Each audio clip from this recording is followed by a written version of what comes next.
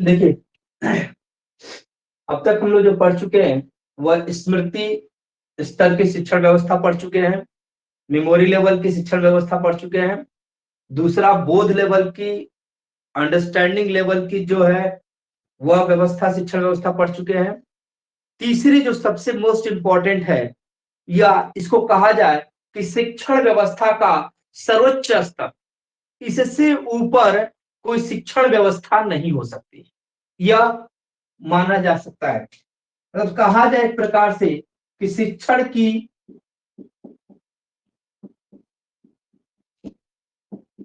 सर्वोच्च अवस्था,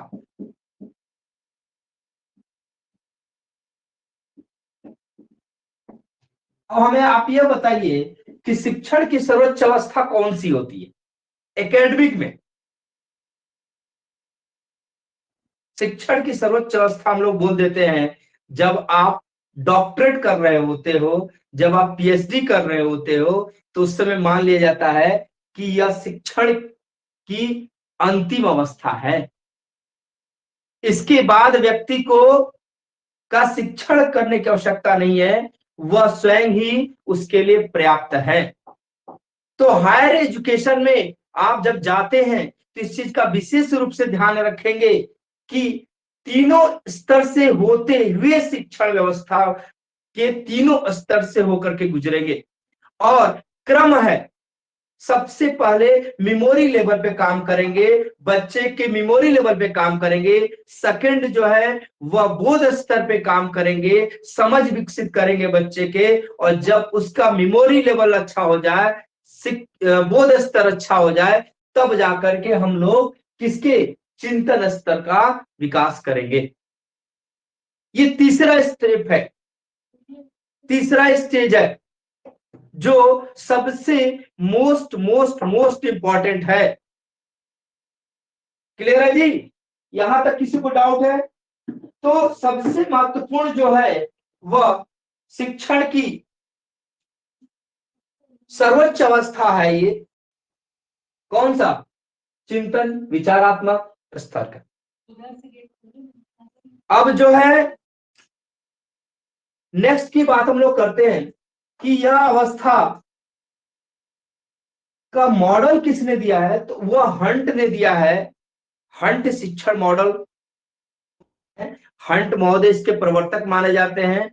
साइकोलॉजिस्ट भी थे, सोशोलॉजिस्ट भी थे। इन्होंने बताया कि कैसे इस स्तर पर शिक्षण कार्य किया जाए। इंपॉर्टेंट पॉइंट, इस स्तर पर चिंतन स्तर पर कैसे काम किया जाए। जितने भी रिसर्च स्कॉलर हैं उनको पढ़ाना का तो बोल नहीं सकते, शिक्षण कार्य की इसमें सबसे ज्यादा एक्टिव किसको रहने की जरूरत है? स्टूडेंट को। तो रिसर्च लेवल पे जो कार्य किया जाता है वही यह स्तर है। मतलब बच्चे के अंदर क्या विकसित किया जाए, चिंतन को विकसित किया जाए, बच्चे के अंदर आलोचनात्मक चिंतन को विकसित किया जाए, बच्चे के अंदर सृजनात्मक शक्ति का विकास किया जाए, बच्चे के अंदर समस्या समाधान का विकास किया जाए। तो यह सबसे मोस्ट इंपॉर्टेंट लेवल है, ये याद रखिएगा। यदि हम देखते हैं कि उद्देश्य, यदि हंट के शिक्षा मॉडल को देखा जाए तो इसका उद्देश्य क्या है, तो पहला उद्देश्य है समस्या समाधान। फर्स्ट उद्देश्य, इसका फर्स्ट ऑब्जेक्टिव है समस्या समाधान, समस्या समाधान शक्ति का विकास करना, कौशल का विकास करना।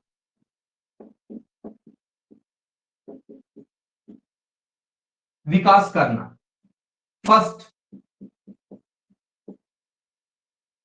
बच्चे के अंदर, बच्चा बोल रहे हैं तो बच्चा नहीं समझना है, वो हायर एजुकेशन में पढ़ने वाला बच्चा है, स्टूडेंट। स्टूडेंट के अंदर समस्या समाधान की शक्ति को विकसित करना। मतलब कहा जाए कि इस स्तर में बच्चे के इस स्तर में सेंटर में होता है समस्या समाधान। जान लीजिए। कुछ नहीं आपको याद है तो बस याद रखिए कि इसका उद्देश्य क्या है, समस्या का समाधान निकालने योग्य बच्चा बन जाए। मैंने शिक्षण का उद्देश्य बताया था, मैंने समाजीकरण का उद्देश्य आपको बताया था, अधिगम का उद्देश्य बताया था, संज्ञानात्मकता का उद्देश्य क्या है, सभी का उद्देश्य एक ही है, क्या, बालक को समाज में अनुकूलन स्थापित करने योग्य बना देना। तो यहां हम तीसरे हाई लेवल पे जब पहुंचे हैं तो बच्चे के समस्या समाधान की शक्ति को विकसित करेंगे, स्किल उसके अंदर डेवलप करेंगे। दूसरा, उसके अंदर सृजनात्मकता एवं आलोचनात्मक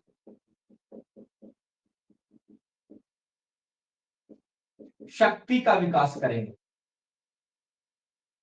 शक्ति लिख सकते हैं, कौशल लिख सकते हैं, स्किल थोड़ा अच्छा लगेगा, स्किल अच्छा लगेगा। तो इसका सेकेंड ऑब्जेक्टिव हो सकता है कि बच्चे के अंदर क्रिएटिविटी डेवलप करेंगे, कुछ नया कर सके, कुछ नया बना सके, कुछ नया विचार खोज सके। एक समस्या का समाधान के बहुत सारे तरीके समाज में मौजूद हैं, उनसे हटकर भी कोई नया समाधान निकाल सके जो सरल हो। तो सृजनात्मकता उसके अंदर, जिस व्यक्ति के जिस कॉन्सेप्ट को उसने जाना है उसका आलोचनात्मक विवरण कर सके, आलोचनात्मक व्याख्या कर सके। केवल अच्छाई की व्याख्या, आलोचनात्मक में दोनों होता है, ख्याल रखिएगा, दोनों पक्षों का अध्ययन कर सके, दृष्टिकोण उसके अंदर ऐसा विकसित हो सके कि किसी भी घटना का, किसी भी सिद्धांत का दोनों पक्ष देख सके, उसको पॉजिटिव नेगेटिव दोनों पक्ष को बच्चा देख सके, ऐसा उसका विकास कर दिया जाए, इस अवस्था के अंतर्गत ही पॉसिबल है। सर समालोचना भी यही है सर?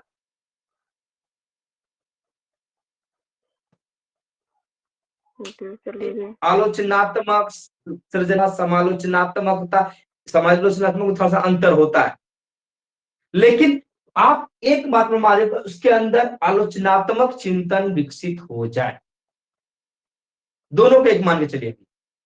क्लियर है सर? समालोचना का मतलब भी यही सेम है? सेम सेम सेम, ठीक है। आलोचनात्मकता थोड़ा सा निगेटिव शब्द की तरफ झुकता है और समालोचना जो है वह पॉजिटिव को इंडिकेट करता है। समझ आ गया ना? विवेचनात्मक, समालोचनात्मक, आलोचनात्मक, ये सब शब्द हैं। जब आप यूपीएससी की प्रिपरेशन कर रहे होते हैं तो इन प्रश्नों का महत्व होता है।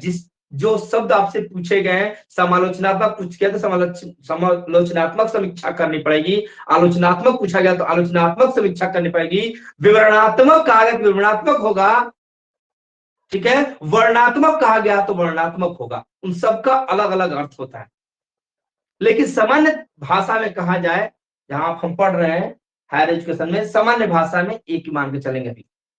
क्लियर है? तो आलोचनात्मक शक्ति के अंदर उसके अंदर डेवलप किया जाएगा।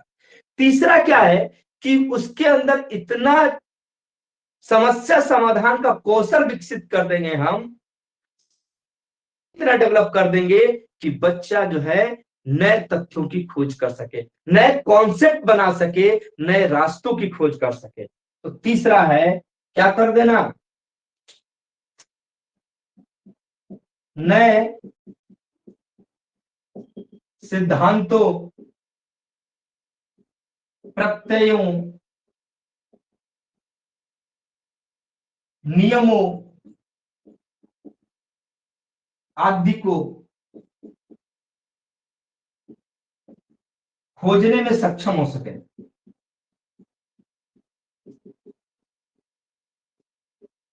सक्षम हो सके। अब एक चीज है कि आप याद करिएगा, जब रिसर्च हम लोग पढ़ते हैं तो रिसर्च भी यही है कि नहीं, कुछ लग रहा है ना रिसर्च जैसा, नए तथ्यों की खोज करना, पुराने तथ्यों का क्या करना, फिर से रीचेक करना। तो इसमें क्या करेगा, नए सिद्धांतों को भी खोज करेगा। सर सत्यापन। हाँ, सत्यापन। तो नए सिद्धांतों का खोज करेगा, नए तथ्यों को खोज करेगा, और जो पुराने सिद्धांत हैं या बोध स्तर पर जो आपने शिक्षण कार्य किया है, जो उसको ज्ञान प्राप्त हुआ है, उस समझ का वह मूल्यांकन कर सकता है कि जो हमने समझ विकसित की है वो सही है कि गलत, वह भी विकसित किया जाना चाहिए। ये 3 उद्देश्य आप याद रखेंगे। क्वेश्चन आ सकता है कि चिंतन स्तर या विचारात्मक स्तर, रिफ्लेक्टिव लेवल पे बच्चे के शिक्षण के क्या क्या ऑब्जेक्टिव हो सकते हैं। तो ऑब्जेक्टिव आपके ये 3 तो शामिल होंगे ही, और यदि जो अदर ऑब्जेक्टिव आ रहे हैं आपके सामने तो उनको ध्यान से देख लीजिए, क्या वो ऑब्जेक्टिव चिंतन की ओर संकेत करते हैं क्या। यदि चिंतन की ओर संकेत करते हैं तो वो भी ऑब्जेक्टिव हो सकता है। क्लियर है जी? डायरेक्ट क्वेश्चन मिलेगा। आगे बढ़ा जाए, आगे बढ़ा जी जाए। सर। बिल्कुल। जी सर। अब उद्देश्य हो गया। उद्देश्य के बाद इसमें बहुत सारी चीजें हैं। जब संरचना की बात करते हैं, शिक्षण मॉडल की संरचना की बात करते हैं, तो संरचना जैसे कि हम लोग ने मेमोरी लेवल पर और अंडरस्टैंडिंग लेवल पर देखा था कि 5 स्टेप थे, 5 चरण थे, पंचपदी व्यवस्था थी वहां पर कि ऐसे ऐसे पढ़ाया जाएगा। यहां ऐसा संभव नहीं है। फिर भी 4 स्टेप बताए गए हैं कि 4 स्टेप को हम लोग फॉलो करेंगे तो क्या हो जाएगा, आसानी से यह शिक्षण व्यवस्था सफल हो जाएगी। तो सबसे पहले क्या करेंगे कि जब क्लास हमारे सामने मौजूद है, अब हमारे बच्चा जो है मेमोरी लेवल पे स्ट्रांग है, वो फैक्ट्स उसके माइंड में घूम रहा है और फैक्ट्स की समझ उसके अंदर विकसित हो गई है।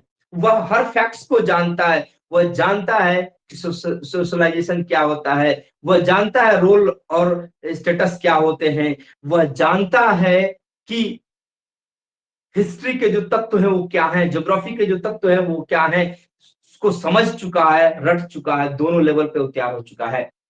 अब बच्चे के अंदर हम सृजनात्मकता या कहा जाए कि चिंतन स्तर का विकास करेंगे। उसके लिए हम क्या करते हैं कि सबसे पहले संरचना में यदि देखा जाए,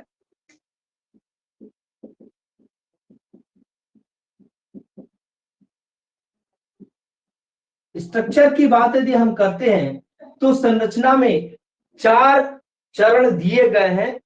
जनरली इसमें किसी चरण की व्याख्या नहीं की जाती है, फिर भी 4 स्टेप हम लोग मान के चलते हैं। फर्स्ट स्टेप है सर कि क्लास में, सर हाँ बताए बेटा। सर जो आप बोल रहे थे अभी, मैं वो एक क्वेश्चन बोल रही हूँ सर, उससे समझ में आ जाएगा सबको। सर मैं बोलूं? बिल्कुल बिल्कुल बोलिए। शिक्षण के किस स्तर पर आलोचनात्मक चिंतन के उन्नयन को सर्वश्रेष्ठ समझा जाता है? Direct question. अब बताइए, डायरेक्ट क्वेश्चन है।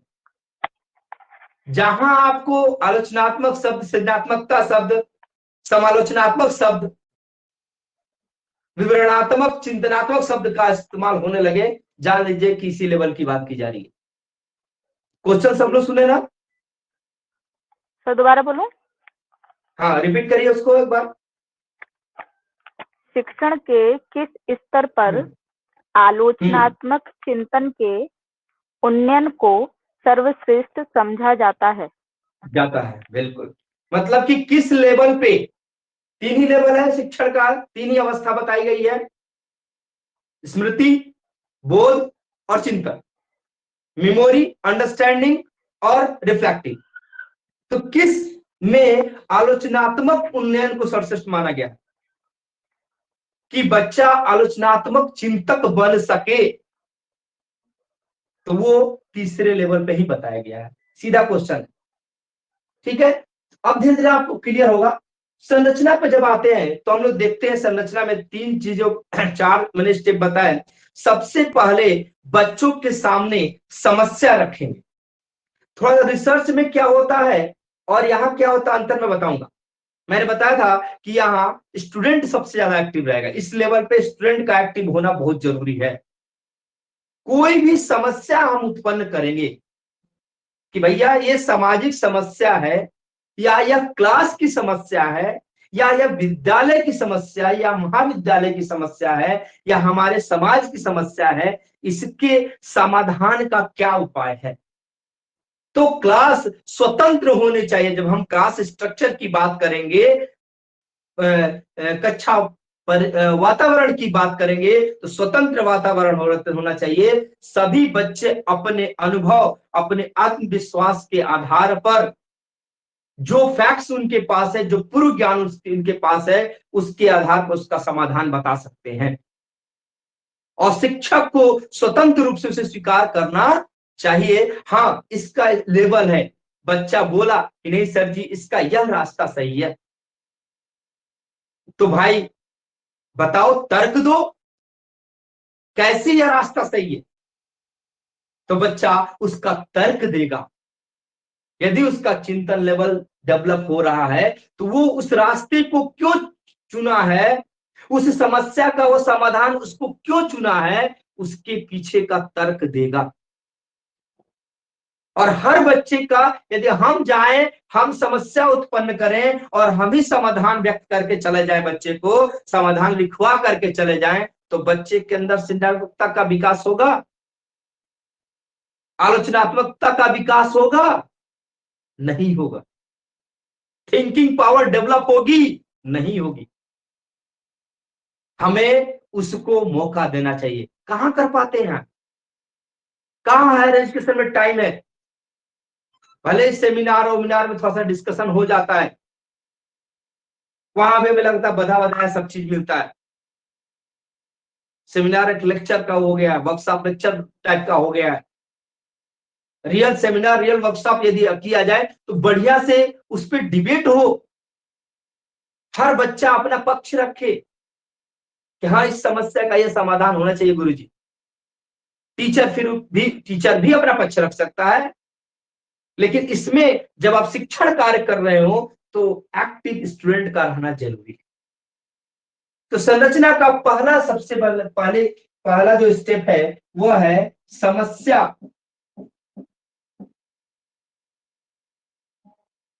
को उत्पन्न करना। अब शब्द ऐसा है, समस्या को उत्पन्न करना मतलब किसी की तोड़फोड़ नहीं करना भाई। जो समस्या है वो बच्चों के सामने प्रस्तुत करना, ये शिक्षक का काम। उत्पन्न करना थोड़ा सा एक मतलब लग रहा है कि टीचर ने खुद समस्या बना क्रिएट कर दिया है, ऐसा नहीं है, ऐसा भी किया जा सकता है। प्रस्तुत करना, मैंने आपको एग्जांपल दिया था कि हमको नदी पार करना था और हमारे टीम के पास ये समस्या दे दी गई कि आपको नदी पार करना है। उसमें तैरने वाले केवल 2 लोग थे और पूरे टीम को नदी को पार करना था और हमारे पास कोई संसाधन मौजूद नहीं था। वह ट्रेनिंग सृजनात्मकता को बढ़ाता है कि नहीं बढ़ाता? हम अपने दिमाग की घोड़े को दौड़ाएंगे ना, कैसे पार करें? 2 लोग दोनों हाथ से पकड़ के ले जाए, धार बह जाएगी, पता जब बह जाएगा आदमी। तो इस लेवल पे तो समस्या आप क्रिएट भी कर सकते हैं। यदि आपको लगता है कि बच्चे हमारे इसका समाधान ढूंढे, समस्या को क्रिएट कर सकते हैं। तो पहला स्टेप हुआ समस्या को उत्पन्न करना या समस्या का क्या करना, बच्चे के सामने समस्या को प्रस्तुत करना। अब समस्या की परिस्थिति भी बोल सकते हैं इसको, परिस्थिति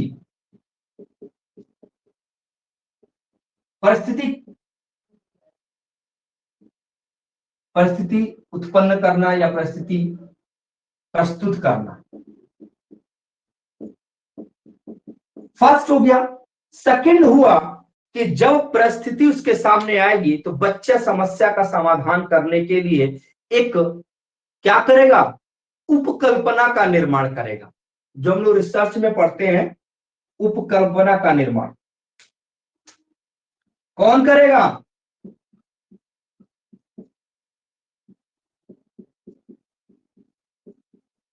उपकल्पना का निर्माण एक हाइपोथेसिस बनाएगा।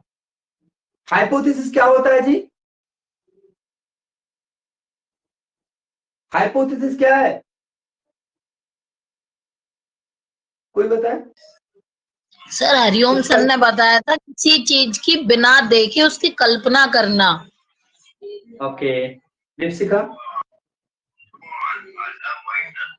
सर सही है। मुझे तो आपने ही बताया था सर। जैसे हम शादी करने जाते हैं कोई मेल या फीमेल, तो हम एक प्रारूप बनाते हैं कि हमको ऐसा लड़का या लड़की चाहिए, तो वो कल्पना होती है। हाँ देखिए, काल्पनिक निष्कर्ष, यदि एक लाइन में आपसे कोई पूछे तो काल्पनिक निष्कर्ष हमने निकाले अपने अनुभव, अपने ज्ञान, पूर्व ज्ञान के आधार पर हमने एक काल्पनिक निष्कर्ष निकाल लिया कि इस समस्या का समाधान यह होगा।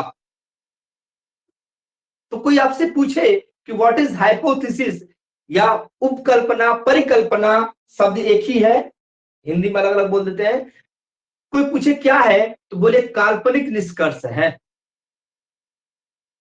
निष्कर्ष तो है लेकिन काल्पनिक है, जिसकी, अब बोले आगे क्या है, जिसकी पुष्टि होना बाकी, कि वह निष्कर्ष सही है या गलत। जब अब आ जाता है, थोड़ा सा रिसर्च पे आ जाते हैं। जब हम रिसर्च कर रहे होते हैं और हाइपोथेसिस बनाते हैं, हमारे सामने कोई ना कोई समस्या होती है। समाज की समस्याओं को लेकर समाजशास्त्री या दर्शन शास्त्री या जो भी होते हैं, रिसर्चर होते हैं, जिस सब्जेक्ट भी होते हैं, वो एक समस्या को उत्पन्न करते हैं, एक समस्या देखते हैं कि यह समाज की समस्या है और उसके लिए उपकल्पना का निर्माण करते हैं कि समस्या का समाधान ये हो सकता है। अब उस समस्या के समाधान के लिए वो काल्पनिक जो निष्कर्ष आपने बना दिया है उसको ध्यान में रख करके उसकी जांच के लिए आंकड़ों का संग्रह करते हैं और आंकड़े संग्रह करके तर्कों का संग्रह करते हैं। एक प्रकार से कहा जाए, आंकड़े शब्द इस्तेमाल करके तर्कों का संग्रह करते हैं और उस तर्क के आधार पे प्रूफ करते हैं कि यह उपकल्पना हमने जो बोली थी वह सही है या गलत। जरूरी नहीं है कि सभी उपकल्पनाएं सही ही हो सकता है आपने किताबी ज्ञान पढ़ा, आपके पास बुक नॉलेज हो, व्यवहारिकता कुछ और हो सकता है ना जी। आपने पढ़ा कुछ और है, नॉलेज जो आपके पास समझ है, इसीलिए समझ वाले स्तर पर बोला गया है कि समाज से जोड़ा जाए, उसको व्यवहारिकता में उसको लाया जाए। तो इस लेवल पे उपकल्पना का निर्माण करेगा, दूसरे लेवल पे बच्चा निर्माण करेगा कि सर जी इस समस्या का समाधान ये हो सकता है, इस समस्या का समाधान हो सकता है। ठीक है, तुम पता करके आओ कहां कहां कितने लोगों ने इस समस्या का समाधान इसके रूप में लिया है। तो वह आंकड़ों को एकत्रित करेगा, या कहा जाए क्या कर सकता है वो, उपकल्पना पुष्टि के लिए, इसकी जांच के लिए उपकल्पना की पुष्टि के लिए, जांच के लिए क्या करेगा, तर्क, चिंतन,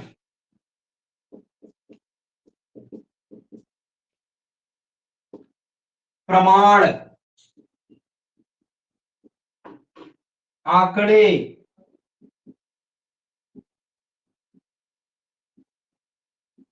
आदि की प्रस्तुति। मेन देखिए, अब हम इसमें जो है हमने ये बोला कि बच्चा जो है उपकल्पना का निर्माण किया, हमने फिर मौका दे दिया तुम जाओ, या क्लास में यदि तुम्हारे पास आंकड़े मौजूद हैं। देखिए, वकील होता है, हाई कोर्ट सुप्रीम कोर्ट में लड़ता है, जो भी स्टेटमेंट देता है अपने वकील के लिए क्या बोलता है कि सुप्रीम कोर्ट ने इसी डिसीजन पर सर यह बोला था। कोर्ट करता है कि नहीं कोर्ट करता है? तो बच्चा उस सब अपनी उपकल्पना को मजबूती देने के लिए चिंतन कार्य करेगा। तर्क देगा, प्रमाण देगा, और जरूरत पड़ी तो आंकड़ों को एकत्रित करके बताएगा कि देखिए सर ये है। तो इसमें उसका सृजनात्मकता उसके अंदर विकसित हुई कि नहीं हुई? उसने हर घटना, हर समस्या के दोनों पक्षों को देखा कि नहीं देखा? देखा। उद्देश्य पूरा हो रहा है। और चौथा है कि वह क्या कर देगा? इसकी पुष्टि करके निष्कर्ष निकाल देगा, सर जी इस समस्या का समाधान यही होगा। निष्कर्ष।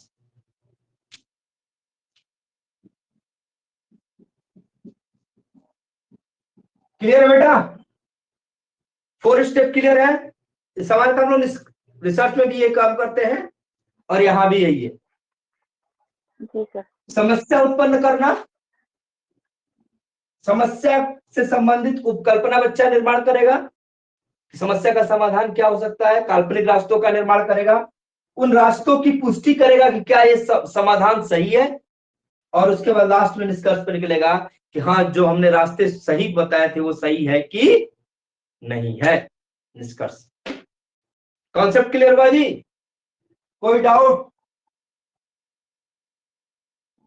बोले, चले आगे। जी सर। अब देखिए जी सर। थोड़ा सा यहां यह जानना जरूरी है कि समस्या कितने प्रकार की होती है, या बच्चों के सामने हम कितने प्रकार की समस्याएं रख सकते हैं। देखिए सामान्यतः यदि जरूरी नहीं है हम लोग सामाजिक समस्याओं पे ही चर्चा करें। सामाजिक समस्याओं से तो जितनी भी यूनिवर्सिटीज है, जितना भी रिसर्च कार्य किए जा रहे हैं, हायर एजुकेशन में हम जरूरी थोड़े कि पीएचडी वाले को ही पढ़ा रहे हैं या एमए एमएससी वालों को ही पढ़ाया जा रहा है, या फिर जो है फाइनल ईयर वाले बच्चों को, ग्रेजुएशन फाइनल ईयर बच्चों के अंदर भी इसको विकसित कर सकते हैं। उनकी भी तो समस्याएं होंगी। तो समस्याएं दो प्रकार की, किसने? हंट ने डिफाइन किया है कि समस्या दो प्रकार की। समस्याएं या प्रॉब्लम तो दो टाइप्स के हैं। एक है व्यक्तिगत समस्याएं, और एक है सामूहिक समस्याएं या सामाजिक समस्याएं।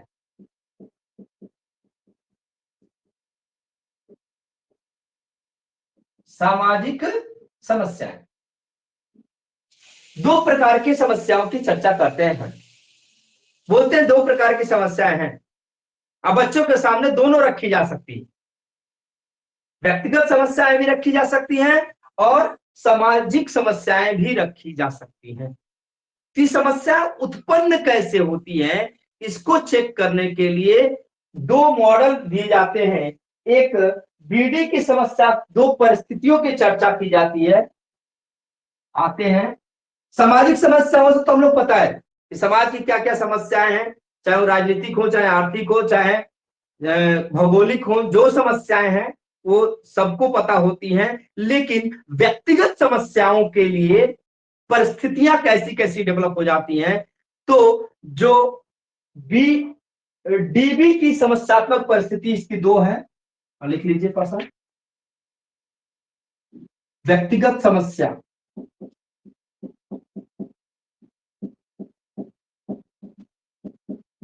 व्यक्तिगत समस्याएं की दो परिस्थिति है। एक है बीडी परिस्थिति, समस्या परिस्थिति,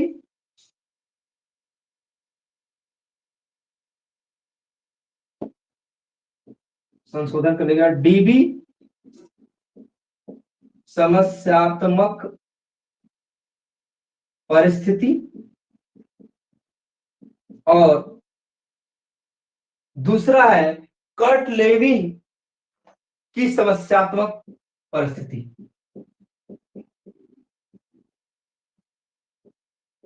की समस्यात्मक परिस्थिति, दो प्रकार की समस्यात्मक परिस्थितियां उत्पन्न हो जाती हैं। एक डीबी समस्यात्मक परिस्थिति और एक कर्टलेविन की समस्यात्मक परिस्थिति, इन्होंने व्याख्या किया हुआ है, इसलिए इसकी बात कर रहे हैं हम लोग। तो ये डीबी बोलते हैं कि दो प्रकार की परिस्थिति उत्पन्न हो जाती है। एक, यह दो प्रकार की चर्चा करते हैं। फर्स्ट बोलते हैं जिसको बोला जाए कि लक्ष्य रहित या लक्ष्य रुकावट बोल सकते हैं उसको, पथ रहित परिस्थिति, पथ रहित परिस्थिति। अभी समझा देंगे, सारा कॉन्सेप्ट क्लियर हो जाएगा, परेशान ना हो। पथ रहित परिस्थिति, और यहां तक दिखाई दे रहा है ना। दूसरा है दो नोक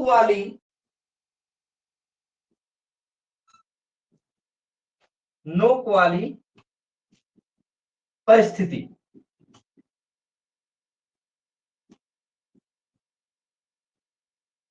हम लोग इसको व्यवहारिक रूप में दो धारी बोल सकते हैं, दो मुही बोल सकते हैं। इसकी व्याख्या ऐसे आ सकती है, शब्द इंग्लिश शब्द का ट्रांसलेशन आ सकता है, मतलब दो रास्ते हो जाए। एक है कि पथ रहित परिस्थिति, गोल है जो आपका उद्देश्य है। मैंने बोला था कि कैसे आइडेंटिफाई करेंगे कि जो कार्य आप कर रहे हैं वो सही है या गलत है। मैंने बताया था गोल को देखिए, गोल के लिए यदि वो रास्ते में सहायक है तो आपका कार्य सही है, और आपके गोल के विपरीत कोई कार्य है तो वह कार्य सही नहीं है। तो सबसे ज्यादा इंपॉर्टेंट है अपने गोल को सेट करना, अपने उद्देश्य को निर्धारित करना। तो डीवी महोदय बोलते हैं कि फर्स्ट जो होता है वो पथ रहित परिस्थिति होता है। यह आदमी है, इसका स्ट्रक्चर मैं बताता हूं। यह कोई व्यक्ति है और खुशी खुशी बेचारा जा रहा है, उसको दिख रहा है कि यहां उसका गोल है, इसका गोल यहां है, ठीक है। कोई भी आपने गोल निर्धारित किया, लेकिन उस गोल के रास्ते में रुकावट बहुत ज्यादा आ रही है,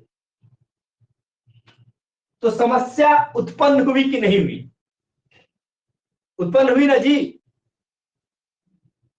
गोल के रास्ते में यदि रुकावट आ जाए, आप तैयारी कर रहे हैं कंपटीशन की और बीच में फैमिली प्रॉब्लम आ जाती है, बीच में सोशल प्रॉब्लम आ जाती है, किसी की शादी आ जाती है, कोई और घर में घटनाएं घट जाती हैं, तो आपका गोल तक आप पहुंचने में दिक्कत आती है और आपके अंदर तनाव उत्पन्न होता है। तो उस समस्या का समाधान ढूंढा जाएगा।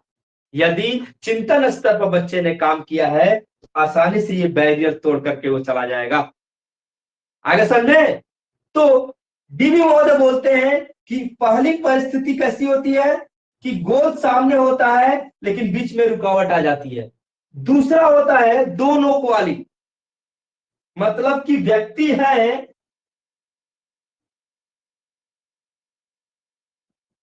और उसके सामने दो गोल दिखाई दे रहे हैं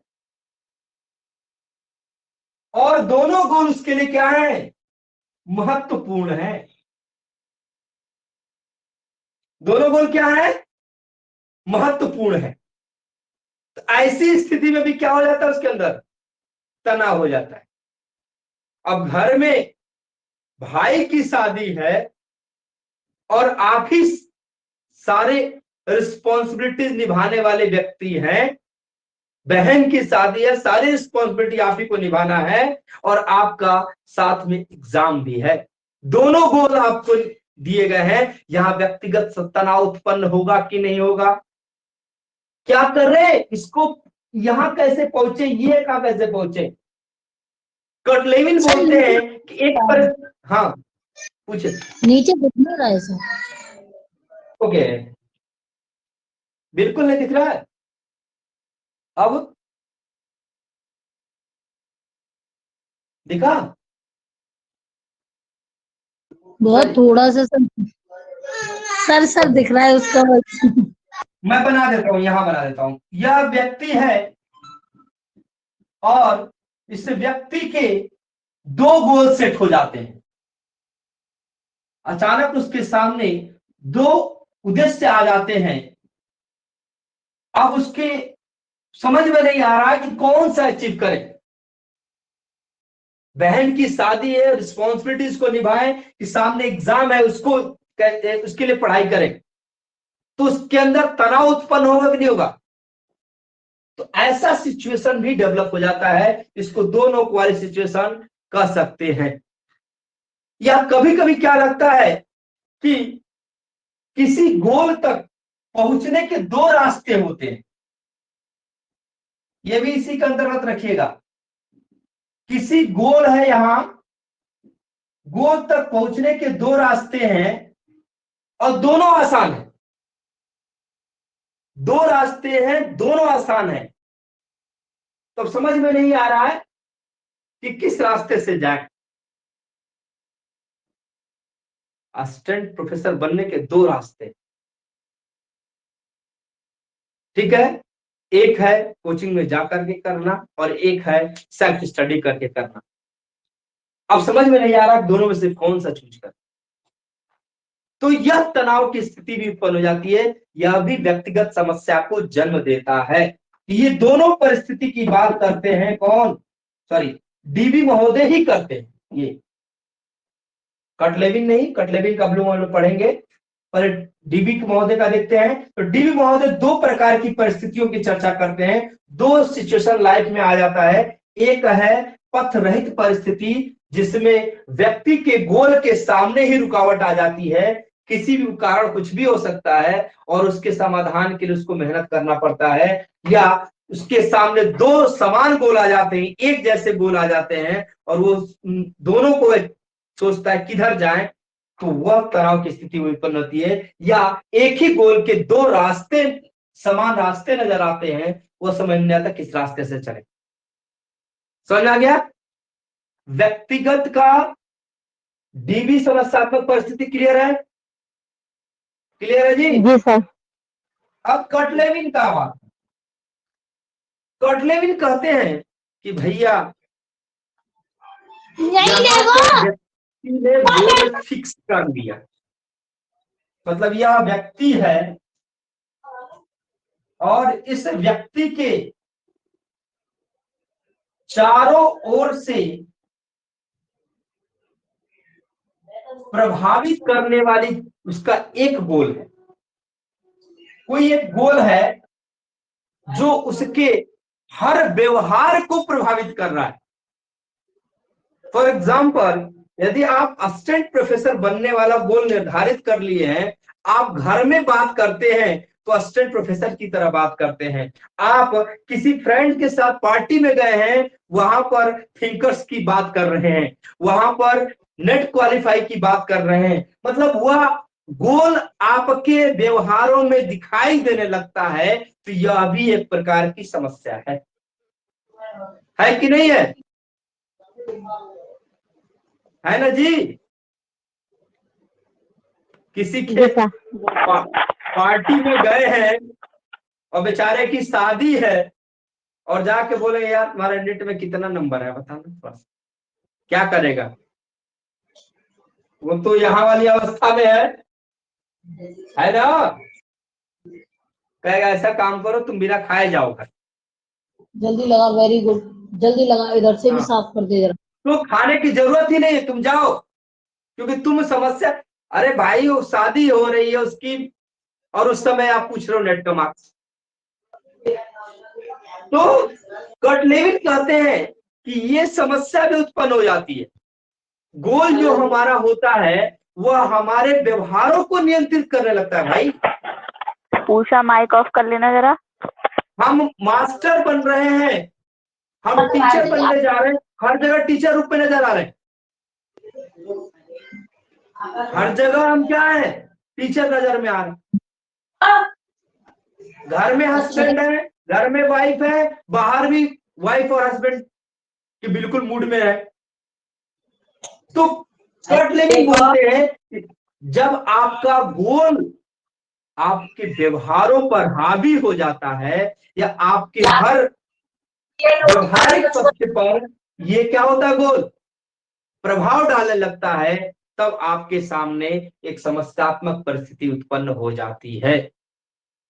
कभी देखिएगा कोई लेक्चर देने वाला अपने इंटरेस्टेड फील्ड टॉपिक कुछ और चल रहा होता है, लेक्चर दे रहा होता है और धीरे धीरे लेक्चर को मोड़ लेता है किधर की ओर, अपने इंटरेस्टेड टॉपिक की ओर। तो वह भी एक समस्या ही है, या व्यक्तिगत समस्याएं हैं दोनों। क्लियर है यहां तक? किसी को डाउट?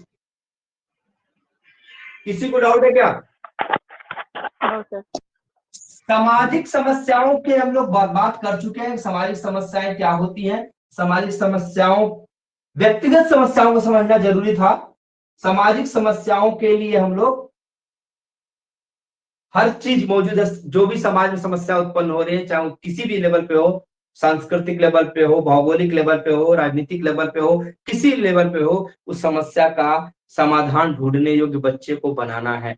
साथ ही शिक्षक को यह ध्यान में रखना है कि बच्चा व्यक्तिगत समस्याओं से भी निकलने का समाधान कर सके। ये बच्चे के अंदर विकसित करना, केवल सिलेबस पढ़ाना आपका कर्तव्य नहीं।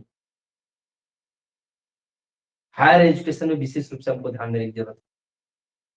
ठीक है, अब आते हैं कि क्लास का, हंट महोदय के अनुसार क्लास का वातावरण कैसा रहेगा।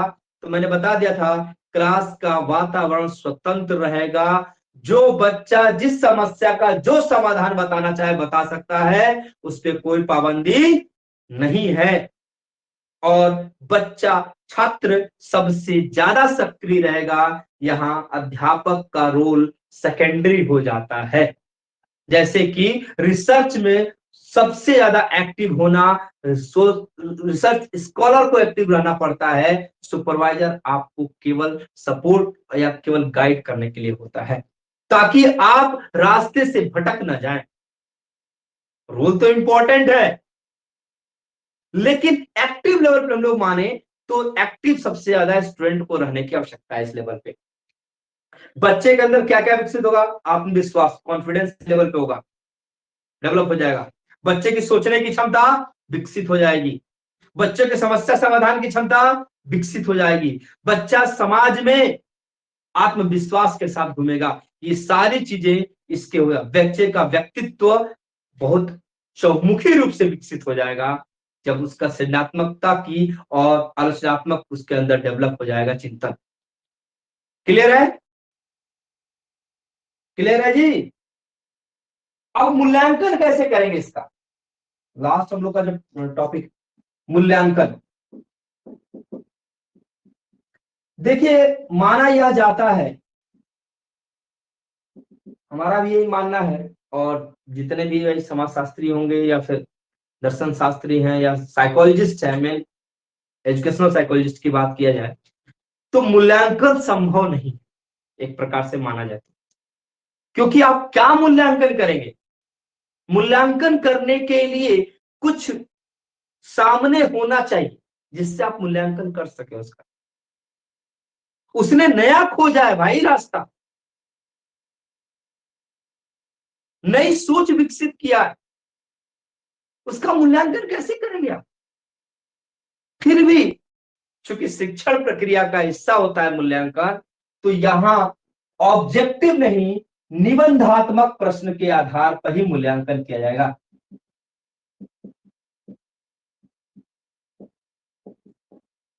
निबंधात्मक मूल्यांकन ही संभव है, और निबंधात्मक मूल्यांकन में शिक्षक को पूर्वाग्रहों से दूर रहना चाहिए। बच्चा किसी की आलोचना कर रहा है और तर्क सही दे रहा है तो वो बच्चा सही है। जबकि हम लोग क्या करते हैं? मूल्यांकन पूर्वाग्रहों से ग्रसित होकर के करते हैं, जो गलत है। हम जिस विचारधारा के समर्थक हैं, उस विचारधारा के खिलाफ यदि बच्चे ने लिखा है तो उसको हम लोग निगेटिव मार्किंग करते हैं, जो गलत है। क्लियर है जी? यहां तक क्लियर है? अब सुझाव क्या दिया जाएगा इसका? सुझाव क्या दे सकते हैं हम लोग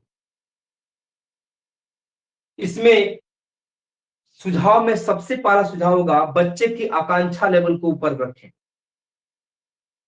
इतना उसको मोटिवेट किए रहे, प्रेरित किए रहे कि समस्या के समाधान के लिए वो ललायित रहे। कोई भी समस्या आप डाले तुरंत तैयार हो, सर जी हम करेंगे, पता है ऐसी समस्या का समाधान हम करेंगे, तो परेशान है। तो उसकी आकांक्षा लेवल को हाई रखें। अपनी नजरों से ओझल ना होने दे। नजर मतलब आंखों से नहीं, मतलब आपके गाइडेंस में बच्चा रहे, इसका विशेष रूप से ध्यान दिया जाना चाहिए, ताकि बच्चा किसी समस्या में ना फंस जाए, समस्या का समाधान करने निकला हो और खुद ही समस्या में फंस जाए, ऐसी परिस्थिति उत्पन्न न हो पाए। इसके लिए शिक्षक को क्या करना चाहिए? प्रॉपर गाइडेंस दिया जाना चाहिए बच्चे को।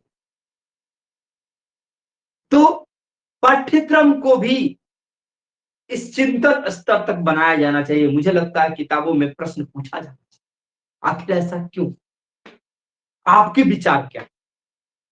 जोखिम के विचार तो ऐसे हैं, पार्सन्स के विचार तो ऐसे हैं, कौटिल्य के विचार ऐसे हैं, आपके विचार क्या है?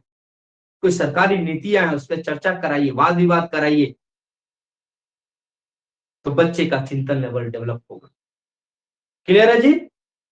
सेमिनार, वेबिनार आदि से भी इसका मूल्यांकन किया जा सकता है। तो इसी के साथ ये टॉपिक हम लोग का पूरा कंप्लीट हुआ। कोई क्वेश्चन हो तो आप पूछ सकते हैं। Any question? बताइए भाई, सर कल पूछेंगे क्वेश्चन है और क्या? तो कल पूछेंगे भी और